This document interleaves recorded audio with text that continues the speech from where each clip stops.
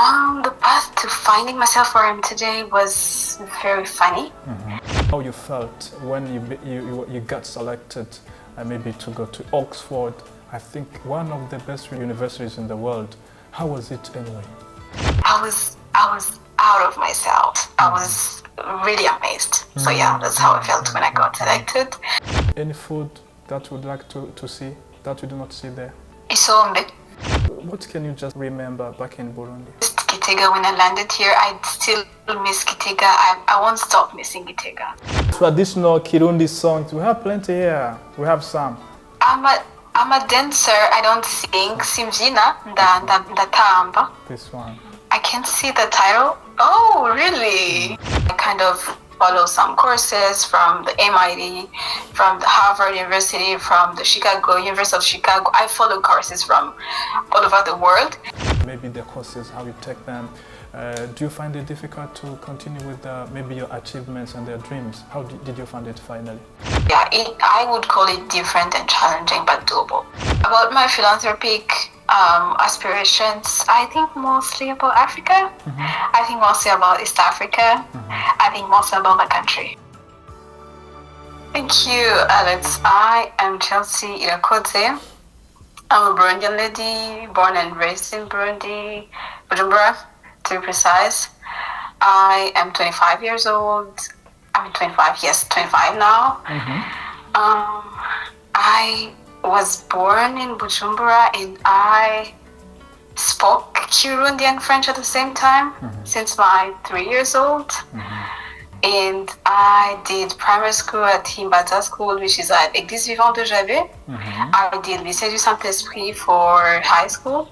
I didn't do many schools. I just did École Himbaza and then Lycée du Saint-Esprit.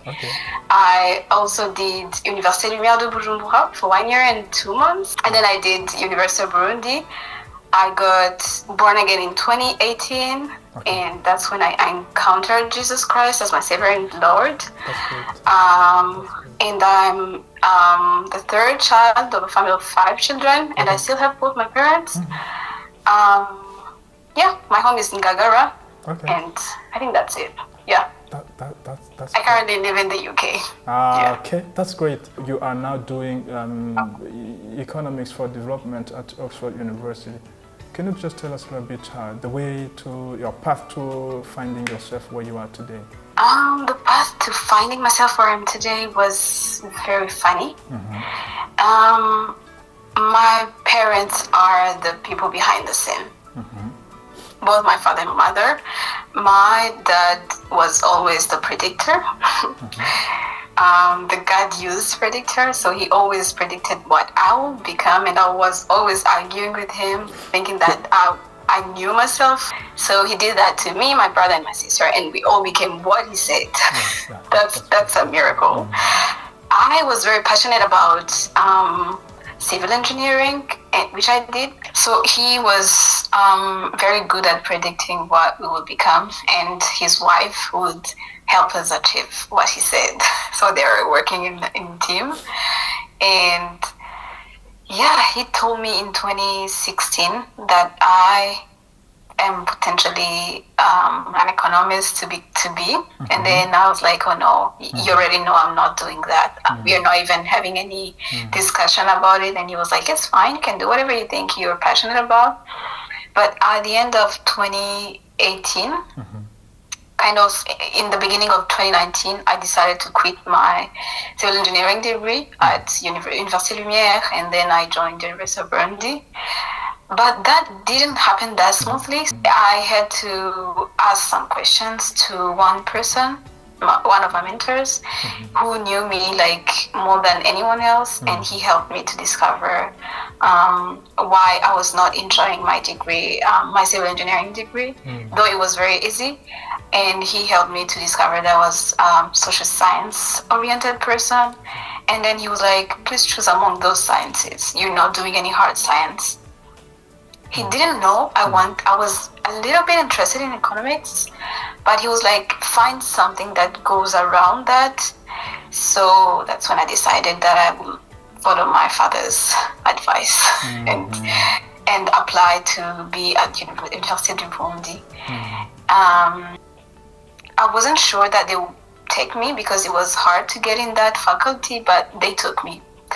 And if I go back to my high school path, I did math and physics, which was not really linked to economics.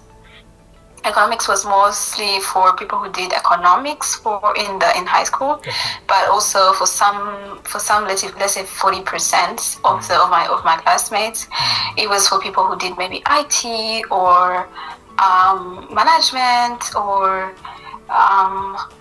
just any other like background linked to economics, or kind of that goes around economics. But they picked me. Doing a master's has always been a passion for me.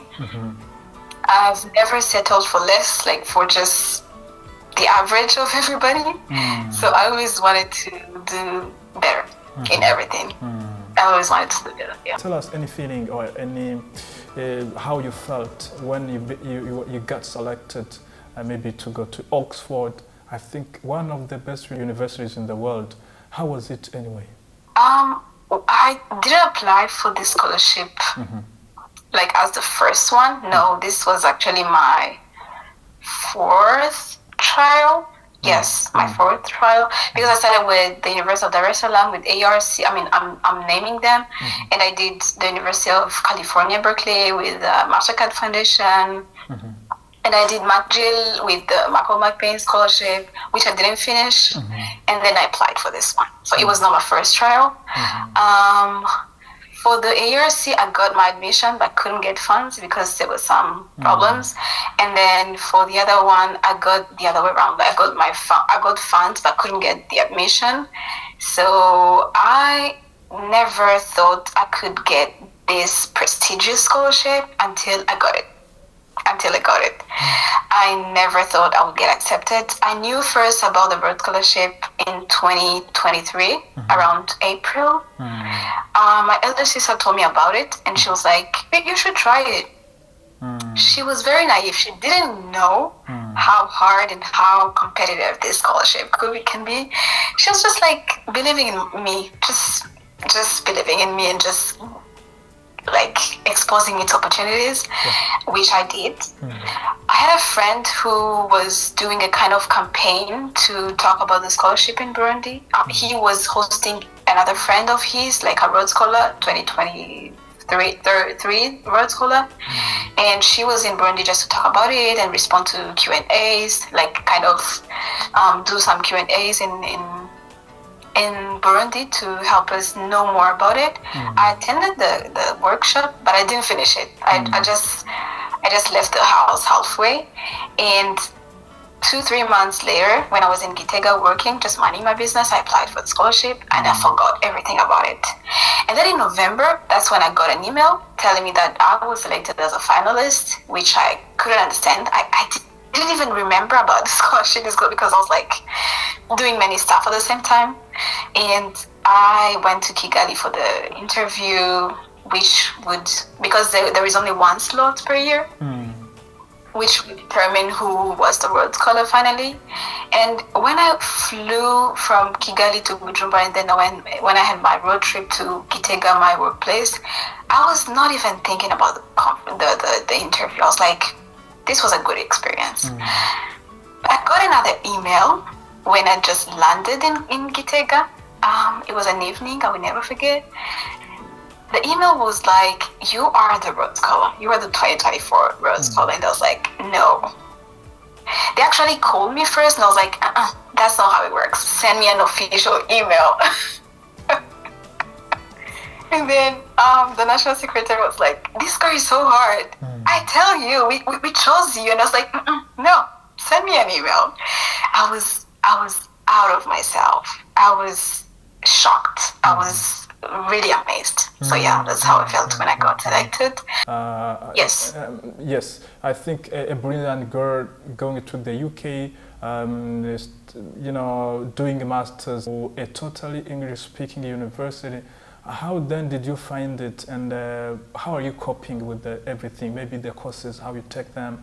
Do you find it difficult to continue with maybe your achievements and their dreams? How did you find it finally?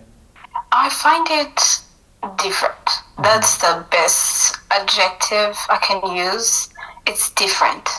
It's very different from what we used to. It's very different from what I was used to. But it is doable. It is doable. It is challenging. It is different. It is very special in some ways when it comes to what they want you to write down as an essay, what they want you to, how they want you to comment your mathematical responses, because they don't just want you to give responses as if you're just vomiting on the paper. They always talk about intuition, which is now resonating like in my mind every time. So it's a educative system that is very different from what I was used to, but it's doable. It requires me to learn in class, but also online. So I kind of follow some courses from the MIT, from the Harvard University, from the University of Chicago. I follow courses from all over the world just to master the subjects that I think I'm interested in and that I think I didn't quite understand very well during my lectures. So yeah, I would call it different and challenging, but doable. Do you see it easy for a Burundian, young Burundian, studying primary and secondary school and university in Burundi, and probably end up going to one of the best universities in maybe Europe or America? Do you see it is doable finally? It is doable. It is definitely doable, and it's not easy. Easy is not in the sentence that I would use to encourage those people. Easy should not be in the vocabulary we use while pursuing this high education, like institutions or opportunities. Easy is not among the words that I can use, but physical, mental, intellectual, social, it really requires us to really quit the comfort zone and work hard. But it is doable. It is doable because I believe that we have the same brain like anyone else in the world. Yeah. The challenges you're facing, maybe you can say, if I were just to go back again, back in 2023, back in 2022, I'll be doing this before I could come here, maybe to get ready. If I talk about my challenges, I would mention language like on top of the list because my first language is Kirundi. I mean Kirundi and French because I cannot speak 2 minutes without speaking French. But still, English is not my first language. So I assume all the Burundian young people have the same situation like me. And the first challenge was getting my TOEFL done and getting the score that the universities were requiring. And some universities really need a high score, which is not easy to get because the TOEFL or the IELTS are kind of speed timed exams, which require one to be very comfortable with the language and then deal with the speed and deal with the concepts, deal with the technical concepts they're being asked about. What I would suggest that young people start doing right now is learning as many languages as possible, but in a good order. Let's say if you're studying in French, make sure you have another language, either English or Spanish or Mandarin, because we are in 2025, right? Yeah. We're not gonna just stay on English, but I think we need as Burundians to be polyglots. We need that. We not only have to like it, like be passionate about languages between quote unquote, but we should feel that as a need because language is a very, very big barrier for us to get far in space, but also in mindset. So I think language will be the first thing, and then secondly, openness to opportunities. Some people maybe think that opportunities are always paid.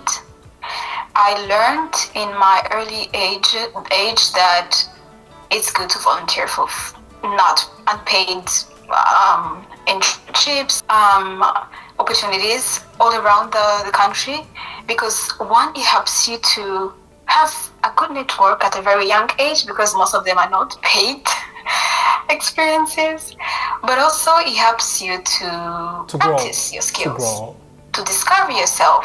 Because I was like working in very various domains, like health, philanthropy, education, marketing.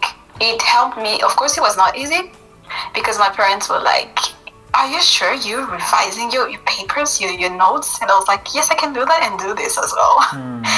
So it requires one to be very focused and to choose very well their goals, but also to be open to opportunities and not consider opportunity paid opportunity, because sometimes it requires you to first just give and then receive, like some decades later. So those are the two things I would encourage young people to cultivate at a very young age. Yes. I saw some of your pictures. I think it was on a matriculation day, probably, yes. It was like you are very happy, excited, and it was a kind of floating on air. You were very excited. And they called it once in a lifetime. For sure, you were very excited. What was the experience, or what is it about anyway? That's true. If I say it's a once in a lifetime, that's how it is, because you just matriculate once in a lifetime. You don't matriculate twice, because you cannot be the university student if you've not matriculated. That's first of all. And then second, it was quite interesting, quite intriguing, listening to a Latin discussion in a kind of theater that was built in the 15th or even before.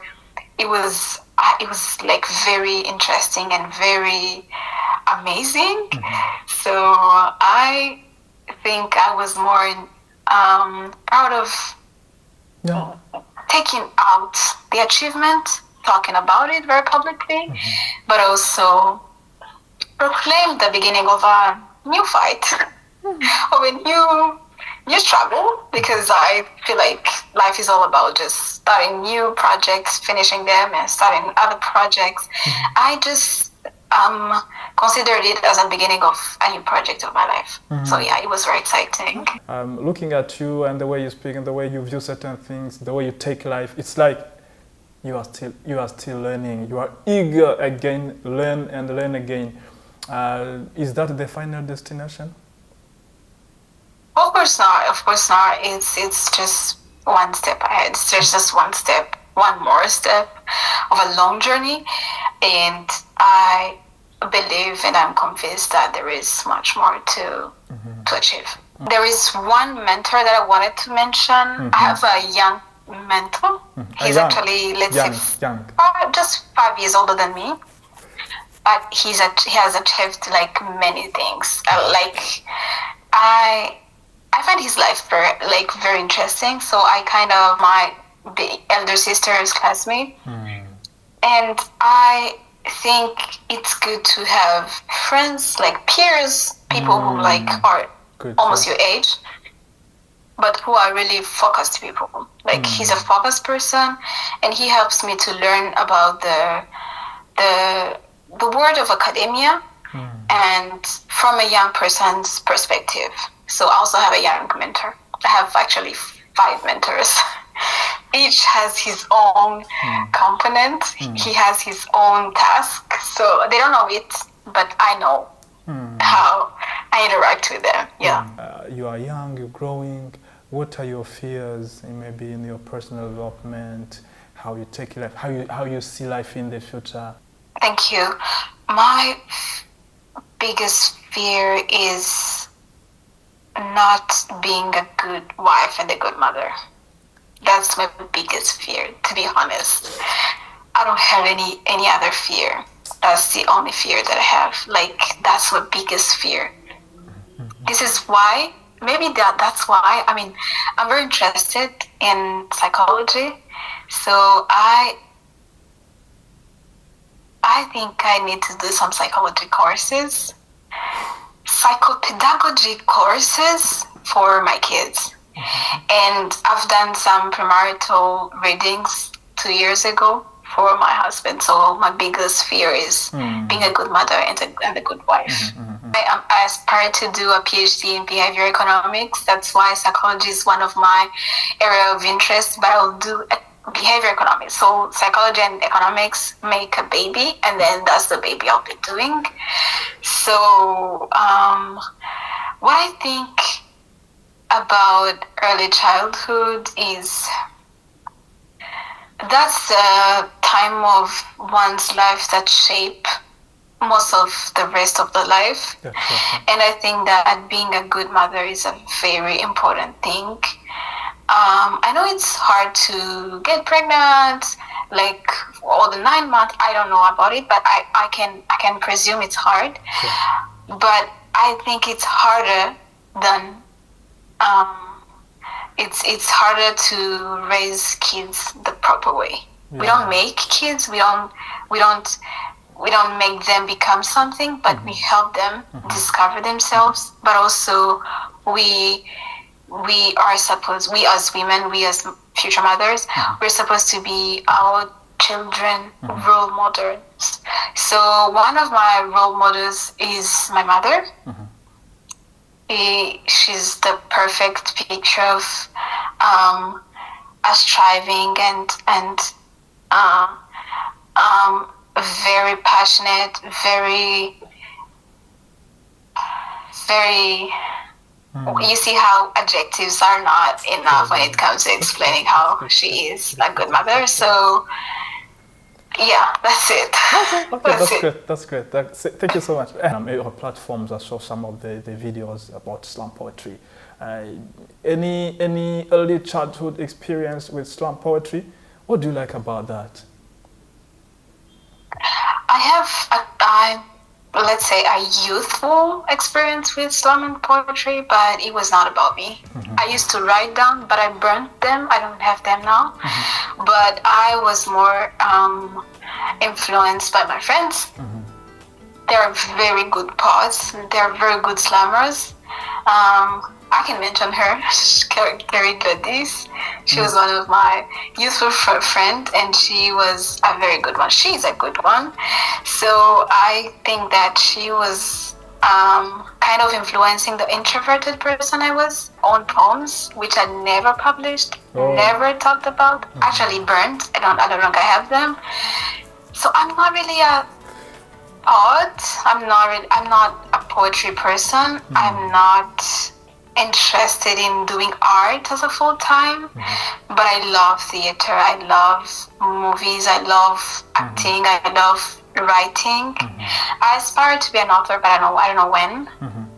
And I'm a good fan of them. But I'm not becoming any. That's great. So I love the game behind poetry, the game behind books, the game behind quotes. I love the game behind imigani Kirundi. I know some imigani. Really? Yeah, sure. How about songs? Traditional Kirundi songs. We have plenty here. We have some. I'm a dancer. I don't sing. Simjina ndatamba. This one. I can't see the title. Oh, really? Oh, okay. Yeah, if you. I'm a dancer, by the way. Yes, it's a collection. It's a collection Wow. of the Kirundi songs. These are nice songs, by the way. If you have them, you're gonna tell us. You're gonna give you this. It's all about dancing. If you like dancing and everything, cultural dancing, it's fine. I'm gonna be honest. I'm not a good reader. I just read purposefully. I told you that 2 years ago I wanted to know about premarital counseling, what a good wife is, what a good mother is, and I read like 4 books around that. Around 4 books. But I'm not reading it. So I read purposefully, to be honest. It's not a hobby for me. It's kind of, it has to have a reason behind the reading. If I want to know about, let's say, psychology, let's say behavior economics, I'm reading about behavior economics right now. If it's about parenthood, if it's about courtship, if it's about, I just read purposefully. I don't read like as a hobby. how will you be serving the community, as you said, maybe giving back to the community? Where will you be the place, and what will you be doing at your think of what you're planning? In 10 years, I see myself as a knowledge giver, a knowledge sharing person, maybe a professor, maybe just a researcher. But also I see myself as a philanthropist. Of course, in 10 years, I'll be like at a very small scale, but I see myself as a philanthropist. I'm passionate about education, so I think I'll work in education, but also a researcher. So I see myself like as both. Researcher and philanthropist. Okay. And wherever, because I think you consider yourself as a citizen of the world. You do not have to say that I would like to be working this in Africa, in Europe, in America, in Burundi. How do you, any place in the world?